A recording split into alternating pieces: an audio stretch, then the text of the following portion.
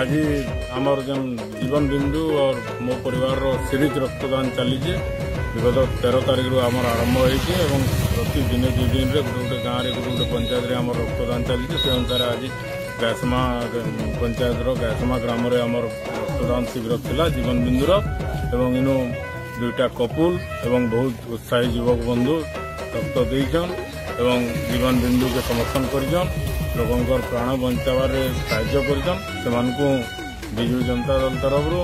माननीय मुख्यमंत्री तरफ आम अशेष अशेष कृतज्ञता धन्यवाद दौचु एवं आगामी युवक मान भी कहूँ से आमको साहाय्य करन आगामी रक्तदान आहरी आमर बहुत बाकी अच्छे सीरीज चलवा पूरा एवं समस्ते उत्साह सहकार रक्तदान कले आम समस्ते जीवन बचावर समर्थन आज आमर गायसमा गाँव ओडिशा मो परिवार जीवन बिंदु तरफ होता रक्तदान शिविर 3 जन महिला निज नाम पंजीकरण कर रक्तदान करवा मैडम आपण नाटा आज आप रक्तदान करते केन्दा लगे कण कर